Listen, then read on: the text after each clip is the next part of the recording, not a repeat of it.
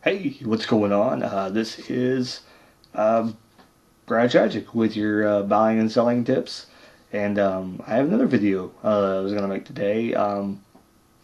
Earlier, I made one about clothes, toys, shipping, kind of talking about that. And the other day, I did one about books and movies. So right now, I guess I'm going to do a video about music. Music is a very not a very good thing to get into, buying and selling wise right now, just because the digital age is upon us, and even movies is kind of a touch and go kind of thing.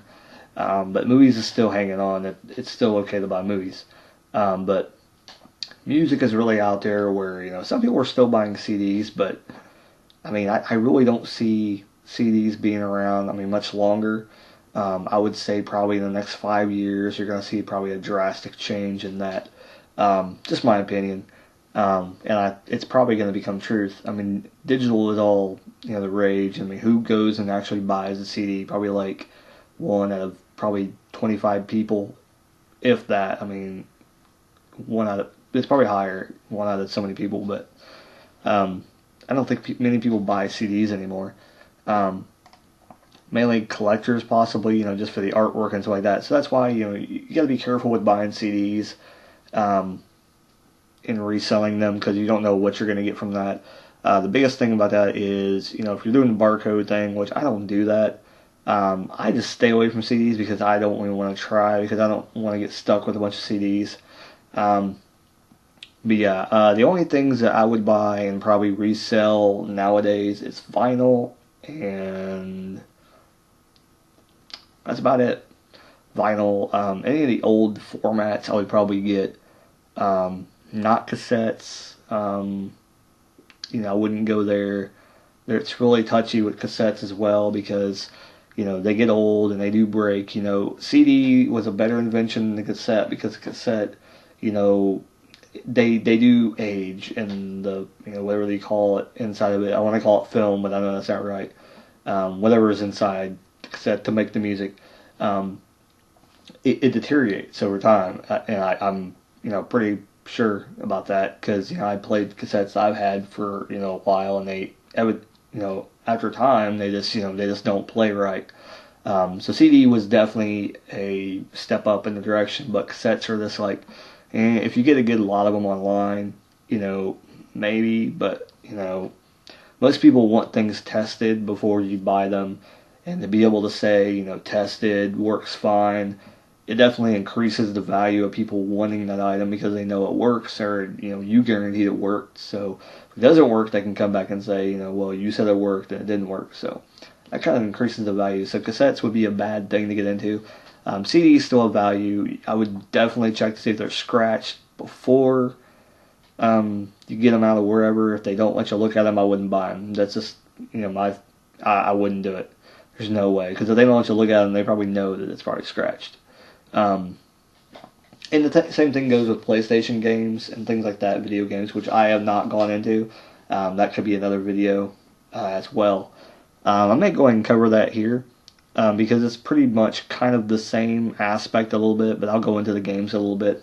Um, but music-wise, I mean, really, CDs, you just want to go by Amazon and get on there, because it's one of those things where you don't want to go by eBay, because like I said, eBay is kind of a wild horse, because you get different things, and you don't know what it's going to sell for this day, and tomorrow it could sell for like $100, but same CD could sell for $1 the next day. You never know. So Amazon's really a stability factor, and if you have CDs, I would put them on Amazon, because more likely that's where you're going to get most of your money back from your CDs, and you're going to know the actual value. Just follow the same rules that I said on the books thing. So if you didn't see the book thing, definitely step over and see that, because then you'll kind of lump in books and CDs, and they really do go together. In movies, so they all kind of go to any of that kind of stuff. If you buy them, go to Amazon straight away, see how much it's going for, and if you can find it on Amazon, list it on Amazon. I would. Um, if you can't, then go straight to eBay. If you haven't set up an Amazon account, you can sell up to 40 items on Amazon. So it's kind of like the good balance to go, and you can just put at least 40 items on Amazon. see if you sell something. Um, Lately for me, it's like when you least expect it, it's like, oh, we got an Amazon order. I know last week I got an order. I didn't even know I had an order, and 2 days later, they're saying you missed your shipment. You missed your shipment, and it's like, well, you didn't expect one, so it kind of caught me off guard. And the days I didn't check my email would be the days, of course, I got a sale. So definitely when you start putting on Amazon, the more products you put on there, check every day your email to see if you get a shipment as well. So music, like I said, I think I've covered all the music. All the formats. You just want to check. Like I said, if it's CDs, check on Amazon. If it's not a CD, go for eBay, and definitely do your research before you sell them. See if they're going for anything. Like I said, old formats. Really, I would just do lots and stick with that. Vinyls is a different story. Go by the shipping rules I mentioned. Definitely weigh it if you can. If not, give an educated guess. How much it's going to cost. Vinyls, they're really big, so the dimensions is going to be hard. If I was going to be selling vinyls, though, I'd be afraid it's going to break in the process. So I would definitely want to put it in a box, and really pack it really well so it wouldn't get broken in shipment. Vinyl is pretty hot right now. Surprisingly, it's pretty popular. People are buying vinyl again, and it's one of the formats that I would probably buy. You can get them in, Goodwill and places like that. They sell that. And also, if I didn't mention on the movies thing because it kind of goes with the vinyl. If you're going through the vinyls, you may actually find CEDs or laser discs because Goodwill doesn't seem to know about those. So every time they come in, they're like, "Oh, it's a soundtrack," and they throw it in there. So you may find a laser disc. You may find what's called a CD. It's an old movie format. You may find those in there, and if you do, definitely pick those up. The discs are in there, and if they're in pretty good shape, I would pick them up, and put them on eBay. See what happens. See what you can get for them. Probably put them in lots, though. Any of the old formats, I would definitely make lots of them. If you can, put them into groups possibly, because that would probably help you sell them and such like that. So with that, I'm going to go into video games. Video games is really, really a hot thing right now, and it has been for probably the past 5 years or more. Ever since I think PlayStation started coming out and PS2 came out, people started getting bored because they thought, well, they can't really do much with the gaming. It's got about as high as it could, and really, to be quite honest, it has. PlayStation 2, whatever, Xbox 360 came out, and then people were like, well, then the vintage gaming really started to take a boom because I think people were saying, well, they can't get any more, high tech than this. We've seen all the things that we're going to see, and for the most part, they're right. So that's why a lot of people went back to vintage gaming and that's just my opinion. They went and they started playing NES, Super Nintendo, Sega, I think I just said Super Nintendo. Even Dreamcast is getting hits now, I think. Some other games. Atari's not. So let's talk about the games briefly. So we'll start with Atari. Atari games you can find everywhere. I don't know how people sought after they are really. You're gonna find them probably a lot in flea markets for probably $1 a piece, and I don't think you're gonna get your money back for them. You may break even, but if somebody's selling like a group of them and it's gonna be less than $1 a piece, that may be where you're gonna make some money. Definitely throw them online, charge at least $1 a piece. I would let the auction ride and then see if somebody, maybe you got a good game that you weren't aware it was worth money, and it's probably a good thing to do. Nintendo games, Super Nintendo games, Sega games. Definitely do your research on Amazon and look them up. Amazon does have a vintage market, and I would definitely go by Amazon to see how much you're going to sell them for. Now, the one caveat to that is if you come across something that is sealed, if it has the booklet with it, if it has the original box with it, then you're kind of in a pickle because you want to go by Amazon, but you also want to see if they have a collectible category and what's it going for. Some people can be outrageous with that, and they'll charge a lot of money. They will charge like a abundance of money. Like I'm talking about like $200 for a Super Nintendo game in box with instruction manual. sealed ones, I mean, you're talking about a lot of money probably there. So video games are a high market to get into. If you happen to see any, I would pick them up. You probably will make at least your money back on them, or at least you can price it for what you bought it for. If you're not going to make more money than that. I bought some games a while back for like $1, $2 a piece, and most of them I don't think I'm going to make my money back on them.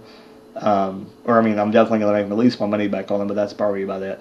Didn't really find anything good, so you take your losses. So yeah, with video games, like I said, Nintendo, Super Nintendo, Sega, those are your games you want to look for that are worth money. And there's a lot of games. There's really a lot of games that was released for those systems. So if people take good care of their games, which I've seen videos on YouTube where people walking around at flea markets and such, and there's a lot of resellers there that charge $40 for games and stuff like that. So there's a market for it, and people definitely are going to get into it. And then you got to think about it, when the people who buy them and then they get out of the vintage game thing or phase or whatever, they have to try and unload their merchandise, so they're going to put it on eBay and such like that.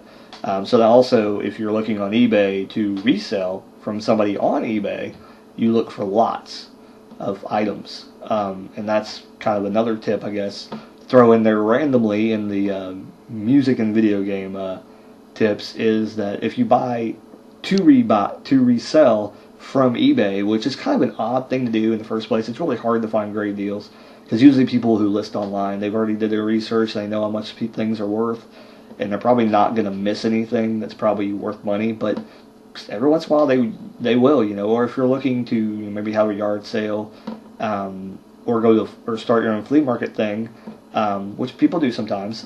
They buy online, they try and buy lots to fill up their store, and just to get product rolling in, and they know they're going to break even. They're just trying to get mass inventory for their flea market thing, because they know once they sell it, they have money and they can turn around and buy things again online and such like that. But they can turn around and get better stuff this time, since they have an established people that might come back and looking for video games. So there you go. Little history in the flea market world.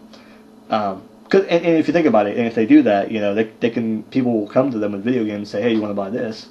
And say, okay, I'll buy it to you for $3, and it's like a $10 game. Then they start making money that way. So, yeah. So other games, PlayStation 1s, PlayStation 2, they're still sought after, but PlayStation 1s there's probably a few games. Final Fantasy games are really collectible.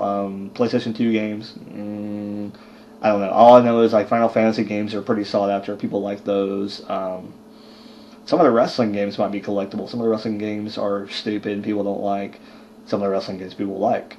Definitely any wrestling game I would pick up, because I know people really do go into that. But I'm in the wrestling scene, so I know everything about that usually, for the most part. So, yeah, I don't really know like games per se. Like, you want to do your research basically on any video game. But like I said, any video game, if you see a lot of them and they're willing to give you a good deal on them, I would probably pick them up. If we're talking about like $1 a piece, that's probably a pretty good deal. So even $2 a piece, I would probably still pick them up. Like I said, if anything, you're gonna get your money back. You're gonna sell them to somebody else for the same amount online, and you're gonna make your money back.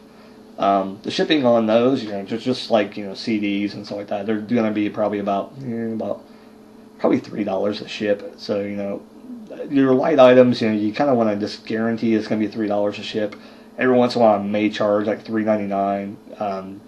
And people, like I said, the lower shipping, the more people you're gonna get looking at it as well. Shipping does have a factor, and I think nowadays I'm thinking, I haven't listed on eBay for a while, but I'm thinking like the last time I listed on eBay, I did list on eBay this year, but I'm thinking the last time I listed on eBay, you can actually see the shipping prices in the actual search queue.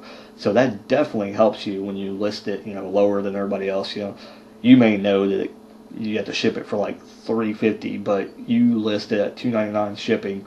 Okay, well, I just raised the price up 50 cents or raised up $1 they'll never know. You know, sell the game for $3, but you bought it for $2. You're some people don't realize what you're doing. The buyers out there on eBay land, so they'll say, "Oh, that's a good deal. They're only charging $2, it's $3. Oh, here they're charging $4 for shipping, and you know, it's a lower price. That doesn't make any sense." You know, and they'll go for the one they think's the better deal on the shipping. I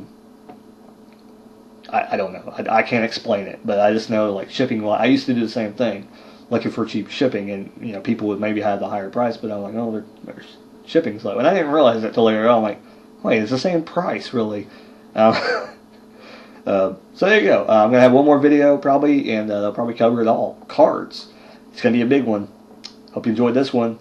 Any questions? Comment down below. I'll answer them back for you if I have the answer for you. If not, I may point you in the right directions. And last thing but not least, check out Resell Renegade. Also check out Picking Profits for more tidbits. And tell them I sent you. Maybe they don't know I'm talking about them, because they're pretty good channels as well. And OK Chief for your video game needs. OK Chief. Just like I said it. That's what his name is. Check out him as well. He deals with video games a lot and talks a lot about video games. So there you go. Thank you for watching. And this has been Buying and Selling Tips and Brad Tragic. Keep rocking.